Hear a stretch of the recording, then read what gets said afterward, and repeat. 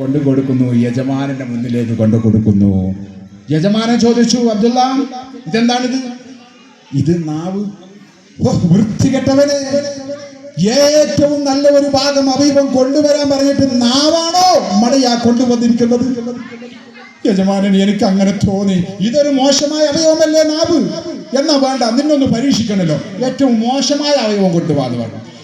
Sheikh അവർകൾ വീണ്ടും പോയി ആടിനറുക്കുന്നു. എന്നിട്ടോ ലുക്കുമാൻ അറിഞ്ഞു തന്നെ നാവും അരിഞ്ഞു ചെന്ന് പ്രതികാരം തീർക്കുമിന്നേ പ്രതിയാണ് ലർബിനന്നെ.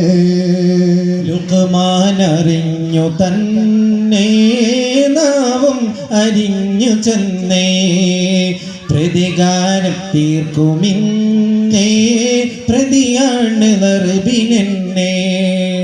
നാവും പരീശർ നീട്ടി, നാവും പരീശർ നീട്ടി യജമാനൻ അതൊന്ന് നോക്കി. തന്നെ നാവും അരിഞ്ഞു ചെന്നേ പ്രതികാരം തീർക്കുമിന്നേ പ്രതിയാണ് ലർബിനന്നെ. ബഹുമാനപ്പെട്ടവർ, രണ്ടാമത് ഏറ്റവും മോശമായ അവയവം കൊണ്ട് കൊടുക്കാനല്ലേ പറഞ്ഞത്? അപ്പോഴുണ്ട് നാവ് അരിഞ്ഞുകൊണ്ട് ബഹുമാനപ്പെട്ട ശൈഖ് അവർകൾ ഈ യജമാനെ മുന്നിൽ കൊണ്ട് കൊടുക്കുന്നു. യജമാനൻ ചോദിച്ചു, അതെന്താടാ നാവ്? എൻ്റെ അബ്ദുള്ള, ഇങ്ങനെ ഒരു മടയനിയായി പോയല്ലേ എനിക്ക് കിട്ടിയത്. ഏറ്റവും നല്ല അവയവം കൊണ്ടുവരാൻ പറഞ്ഞിട്ട് നാവ് കൊണ്ടുവന്നിരിക്കുന്നു. ഏറ്റവും മോശമായ അവയവം കൊണ്ടുവരാൻ അതും നാവ് കൊണ്ടുവന്നിരിക്കുന്നത്. എൻ്റെ പ്രിയപ്പെട്ടവരെ, ഇവിടെ ഏറ്റവും വലിയൊരു തത്വം പഠിപ്പിക്കുകയാണ് മഹാനായ ശൈഖ് അവർകൾ. ഒരു മനുഷ്യൻ്റെ ഏറ്റവും നന്നായാൽ അവയവം, ഏറ്റവും നല്ല അവയവം അത് നാവാൻ. മോശമായാൽ ഏറ്റവും മോശമായ അവയവം അത് നാവാണെന്ന വലിയൊരു തത്വം ബഹുമാനപ്പെട്ട ശൈഖ് അവർകൾ ഇവിടെ യജമാനെ പഠിപ്പിക്കാം. പക്ഷേ യജമാൻ എന്ത് ചെയ്യില്ല, ഇതൊന്നും അറിയുന്നില്ലല്ലോ. അങ്ങനെ കഴിഞ്ഞു കൂടിയാണ്. ചുരുക്കത്തിൽ നമ്മുടെ കഥാപ്രസംഗം ഇൻഷാ അല്ലാഹ് നിർത്തുകയാണ്. വർഷം ഏകദേശം 9 വർഷമായി. 10ഓളം വർഷത്തോളം ത്യാഗം സഹിക്കണമെന്ന് ബഹുമാനപ്പെട്ടവർക്ക് ദിവ്യ സന്ദേശം ലഭിച്ചിട്ടുണ്ട്. അങ്ങനെ ദിവസങ്ങൾ പലത് കഴിഞ്ഞ് അതാ ആ നിമിഷം വന്നിരിക്കുന്നു. വർഷങ്ങളും 10 കഴിഞ്ഞിടുന്നേ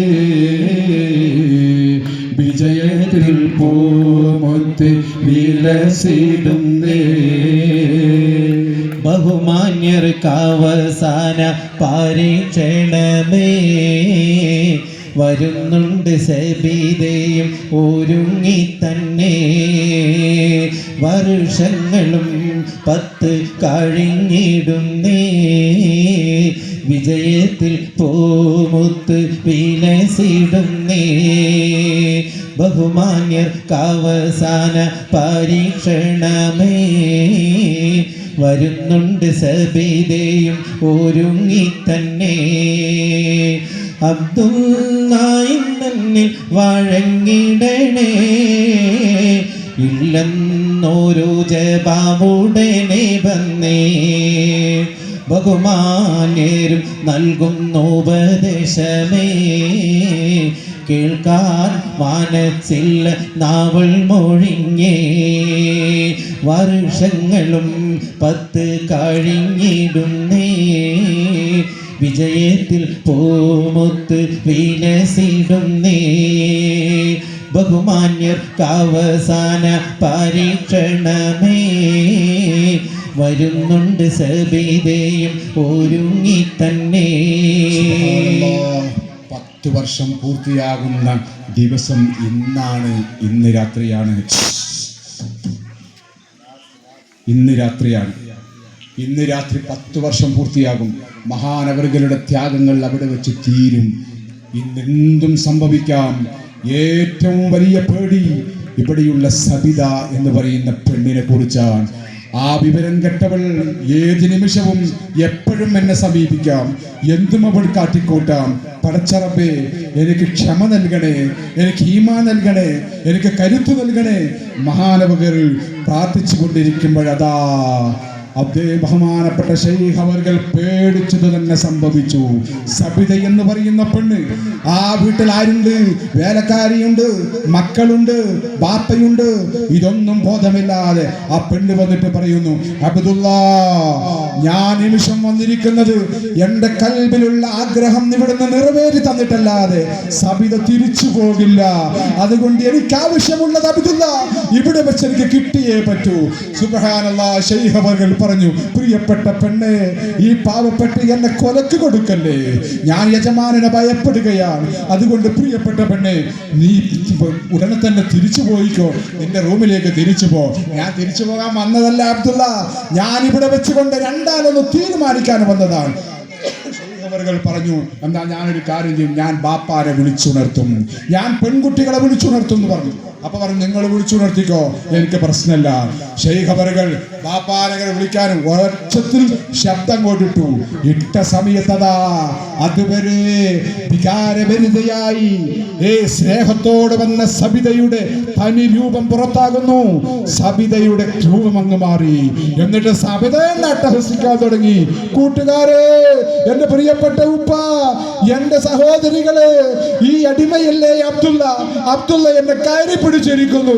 ഈ പാതിരാവിൽ ഒന്നോടി വരണേ, ഒന്നോടി വരണേ. എന്താണ് കേൾക്കുന്നത്?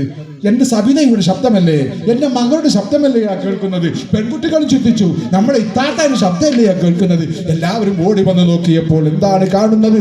സബിത എന്ന് പറയുന്ന പെണ്ണും അതാ ബഹുമാനപ്പെട്ട ശൈഖ് അവരുടെ ആ തൊഴുത്തിന്റെ ഭാഗത്ത് കാണുന്നു. കണ്ടപ്പോഴാണ് യജമാനന്റെ കലി കയറി. അതാ തന്റെ കണ്ണുകൾ കത്തിച്ചൊലിക്കാൻ തുടങ്ങി. എന്നിട്ട് രൂക്ഷമായി നോക്കി. അബ്ദുല്ലാ എന്നൊരു നോട്ടം. ബഹുമാനപ്പെട്ടവർക്ക് ശൈഖ് അവർകൾ പറഞ്ഞു, ഇല്ല, ഞാൻ നിരപരാധിയാണ്, ഞാൻ ഒന്നും ചെയ്തിട്ടില്ല. സബിതയുടെ മുഖത്ത് നോക്കി. സബിത പറഞ്ഞു, ബാപ്പാ, ഈ അടിമ എന്ന് പറഞ്ഞതേ ഉള്ളൂ. ബഹുമാനപ്പെട്ട ശൈഖ് അവർകളെ ഇങ്ങോട്ട് പിടിക്കുന്നു. പിടിച്ചിട്ടോ ഒരൊറ്റ വലിച്ചാണ്. മഹാനവറുകൾ തട്ടിത്തെറിപ്പിക്കുന്നു. ശൈഖ് അവർകളാണെന്ന് ബോധപ്പെട്ട അടിമയാണ് ചിന്തയില്ലാതെ ആ യജമാനൻ ചാട്ടവാരെടുക്കുന്നു. പൊതിരത്തല്ലുകയാണ്, പൊതിരത്തല്ലുകയാണ്. തല്ലി തല്ലി ആ പാവപ്പെട്ട മനുഷ്യരവിടെ വീട്ടിൽ. എന്നിട്ട് പറഞ്ഞു, നാട്ടുകാരെ, ഇതാ തീക്കനലിൽ ഉറുമ്പരിക്കുകയോ? ഇവിടെ വരൂ സഹോദരന്മാര്, സുഹൃത്തുക്കൾ മുഴുവനും വരണം. ഈ അടിമയെ നിങ്ങൾക്ക് വേണ്ടത് മുഴുവനും ചെയ്യാം എന്ന് പറഞ്ഞപ്പോൾ നാട്ടുകാർക്ക് എറിഞ്ഞു കൊടുക്കുന്നു. നാട്ടുകാരും മുഴുവനും കൈവെക്കുന്നു. സുബ്ഹാന ജല്ല ജലാലുഹു. മഹാനവറുകൾ തറന്ന് കിടക്കുകയാണ്. നിമിഷം കോഴിയുന്ന സൂഫി ലുഖ്മാന്റെ ദേഹത്ത് ചാട്ടവാർ വീഴുന്നേ. അടിയേറ്റ് ദേഹം വല്ലാതെ നീറുന്ന ബഹുമാന്യർ പുഞ്ചിരി തോകുന്നേ. നിമിഷം കോഴിയുന്ന സൂഫി ലുഖ്മാന്റെ ദേഹത്ത് ചാട്ടവാർ വീഴുന്നേ. അടിയേറ്റ് ദേഹം വല്ലാതെ നീറുന്ന ബഹുമാന്യർ പുഞ്ചിരി തോകുന്നേ. ബഹുമാനപ്പെട്ട ശൈഖ് അവർകളെ നാട്ടുകാർക്ക് കൊടുക്കുന്നു. നാട്ടുകാരും മടിച്ചു, എല്ലാവരും മടിച്ച്. ബഹുമാനപ്പെട്ട ശൈഖ് അവർകൾ ആകെ വീട് കിടക്കുന്ന സംസാരിക്കാൻ പോലും ശേഷിയില്ലാത്ത നിലയ്ക്ക് അവസാനം മരണപ്പെടുമെന്ന് ഉറപ്പായപ്പോ സബിത വന്നിട്ട് പറയുന്നു, ബാപ്പാ, ബാപ്പാ എന്ന് പറഞ്ഞൊരു കരച്ചിലാണ്. എന്താണ് മോളെ, എന്താണ് മോളെ? എന്റെ പ്രിയപ്പെട്ട മകളുടെ ദേഹത്ത് കൈവച്ച ഇവനെ ഞാൻ വെറുതെ വിടുമെന്ന് മോള് ധരിച്ചോ? ഉപ്പാ, ഉപ്പാ, അബ്ദുള്ള നിരപരാധിയാണ് ഉപ്പാ. എന്താണ് ഈ പറഞ്ഞത്? അതെ ബാപ്പ, അബ്ദുള്ള നിരപരാധിയ, ഞാനാണ് അപരാധി ബാപ്പ. എന്നെ തല്ലു ബാപ്പ, എന്നെ കൊല്ലു ബാപ്പ. ഇവിടെ എന്താണ് സംഭവിക്കുന്നത്? ഒന്നും മനസ്സിലാകുന്നില്ല. പടച്ചവനെ, ഈ പാവപ്പെട്ട അടിമയല്ലേ നമ്മൾ ഇത്രയും ആക്രമിച്ചത്? ആ അടിമയെ നാട്ടുകാർക്ക് എറിഞ്ഞു കൊടുത്തത്. ആ മനുഷ്യൻ മരണത്തോട് മല്ലടിച്ച് കിടക്കുക. ഉടനെ തന്നെ അബ്ദുള്ള എന്ന് പറയുന്ന ആ അടിമ ആംഗ്യം കൊണ്ട് എന്തോ ഒരു മരുന്നിന്റെ പേര് എഴുതി കാണിക്കുകയാണ്. മരുന്നിന്റെ പേര് അപ്പോൾ സാഗൂതം അദ്ദേഹത്തിന്റെ ചെവിയുടെ ഭാഗത്ത് പോയി നോക്കിയപ്പോ മരുന്നിന്റെ പേര് അവർ കുറിച്ചെടുത്തു. ഇത് പറിച്ചുവിടാൻ കൽപ്പിക്കുന്നു. കാട്ടിലേക്ക് ഓടുന്നു. അവിടെയുള്ള ആപാലപ്രദം ജനങ്ങളും ആ യജമാനനും അവിടെയുള്ള പെൺകുട്ടികളും മുഴുവനും കാട്ടിലേക്ക് ഓടി മരുന്നുകൾ ശേഖരിച്ച് കൊണ്ടുവന്ന് മുഴുവനും കുത്തിപ്പിഴിയാൻ കൽപ്പിക്കുന്നു. ആംഗ്യ ഭാഷയിൽ കുത്തിപ്പിഴിഞ്ഞിട്ട് ആ നീര് ഇവിടെ ഇറ്റിക്കാൻ കൽപ്പിക്കുന്നു. ഇറ്റിച്ചതിന് ശേഷം ബഹുമാനപ്പെട്ട ശൈഖ് അവർകൾ ഒന്നും സംഭവിക്കാത്ത പോലെ എഴുന്നേറ്റ് നിൽക്കുന്നു. എഴുന്നേറ്റ് നിന്നപ്പോ സബിത നോക്കാൻ തുടങ്ങി. നിങ്ങളാരാ? ബഹുമാനപ്പെട്ടവർക്ക് അതാ ദിവ്യ സന്ദേശം ലഭിക്കുന്നു. മഹാനവറുകളെ, അങ്ങയുടെ രഹസ്യം വെളിപ്പെടുത്തിക്കൊള്ളൂ, അങ്ങയുടെ രഹസ്യം വെളിപ്പെടുത്തിക്കൊള്ളൂ. ശൈഖ് അവർകൾ പറഞ്ഞു, പ്രിയപ്പെട്ട യജമാനനെ, എന്റെ പ്രിയപ്പെട്ട സബിത, നാട്ടുകാരെ, കൂട്ടുകാരെ, ഞാനാണ് ലുഖ്മാൻ, ലുഖ്മാനുൽ ഹക്കീം. ഇത് കേട്ടപ്പോഴാണ് യജമാനൻ ബോധരഹിതനായി വീണുപോയി, സബിത ബോധരഹിതയായി വീണുപോയി, കൂട്ടുകാരികൾ മുഴുവനും വീണുപോയി, നാട്ടുകാരെ പൊട്ടിക്കരയാൻ തുടങ്ങി. മഹാനവറുകൾക്ക് പെട്ടിരിക്കുന്നു, ആശ്വസിക്കുന്നു.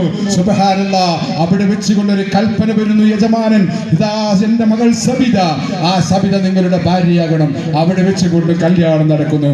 വലില്ലാഹിൽ ഹംദ്. അല്ലാഹു സുബ്ഹാനഹു വ തആല നമ്മുടെ സദസ്സ് കബൂൽ ചെയ്യട്ടെ. ഞങ്ങളുടെ കഥ ഞങ്ങൾ ചുരുക്കി പരമാവധി മാക്സിമം ചുരുക്കിക്കൊണ്ടാണ് പറഞ്ഞിരിക്കുന്നത്. തെറ്റുകളും കുറവുകളും പിഴവുകളും എല്ലാം നിങ്ങൾ ക്ഷമിച്ചിട്ടുണ്ട്, ക്ഷമിക്കും എന്ന് എനിക്കറിയാം. ഇൻഷാ അല്ലാഹ് ഇനി നടക്കുന്ന പരിപാടികളിലൂടെ